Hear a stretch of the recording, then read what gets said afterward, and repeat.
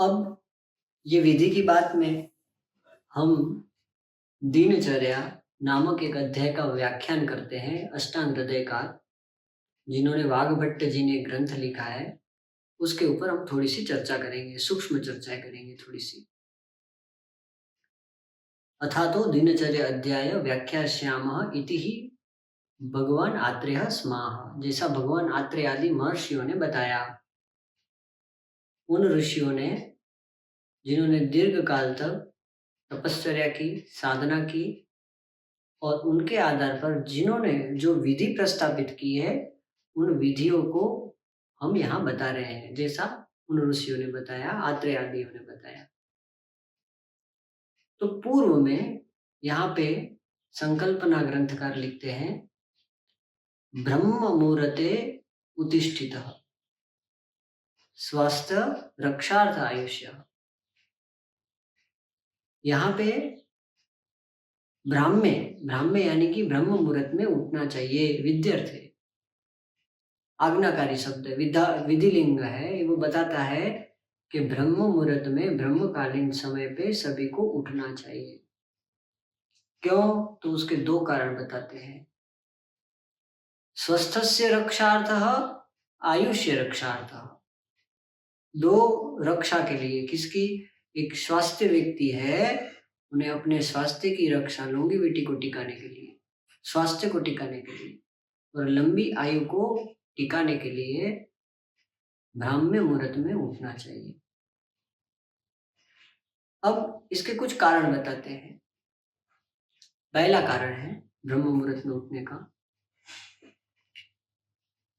रात्रि को जब हम सोते हैं, भोजन ग्रहण करते हैं, हम सोते हैं, रात्रि के दौरान हमारे शरीर में सभी प्रकार की प्रक्रियाएं बंद हो जाती है, स्रोतों के मुख बंद हो जाते हैं, स्रोतों की गतियां मंद पड़ जाती है, सूर्य नहीं होता है, हम कार्य नहीं करते, हमारा वाणी का बोलना नहीं होता है, मन की चेतना का कार्य कम हो जाता है, तो शरीर के परमाणुओं की गति मंद पड़ जाती है धीरे धीरे।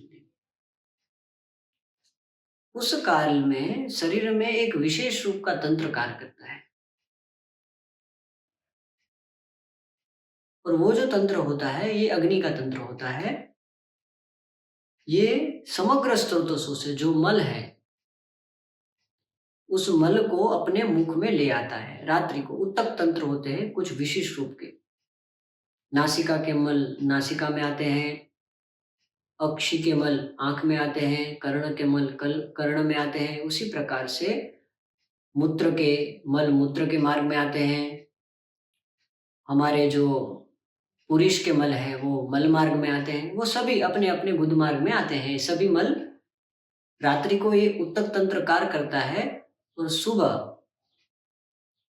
2 बजे से लेकर 6 बजे यानी कि वयो अहोरात्रि भुक्तानाम ते मध्य आदि क्रमातः 3 प्रकार से 200 की गति होती है।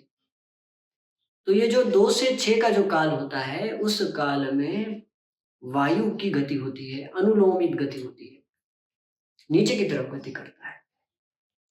उससे समग्र देह के मन प्राकृत रूप से शरीर से बाहर की तरफ गति करते हैं, बाहर फेंकाते हैं।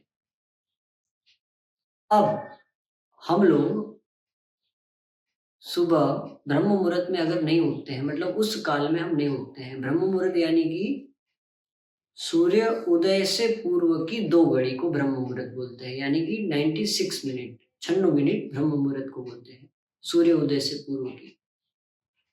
अब इस काल में हम अगर नहीं उठते हैं तो हमारे शरीर में जो बाहर आने वाले मल है उनके वेग धारण हो जाते हैं, यानी कि वो जो मल है बाहर निकलना चाहिए, उसके स्थान पर शरीर में उसकी विकृत गति होने लगती है, विपरीत गति होने लगती है, और ये मल शरीर में संचय हो जाते हैं।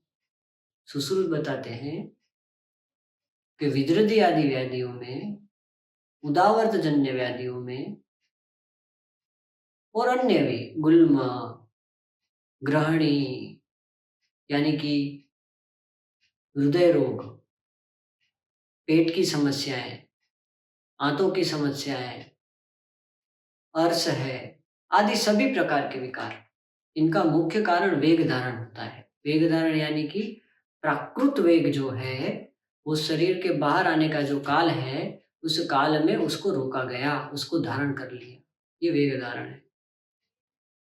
इसमें क्या होता है, जो व्यक्ति उस काल में उसके जो वेग आए हैं प्रातःकालीन, उसे वो रोक लेता है। सोने के कारण उसे सेंसेशन नहीं होता है, दूसरा कारण पता ही नहीं रहता है कि वेग आया है, नींद में होते हैं तो समझ नहीं आती है। तो उसके कारण वेगान घातान रोगान उत्पन्न होते हैं। ये एक पहला क्राइटेरिया है ब्रह्म मुहूर्त में उठने का।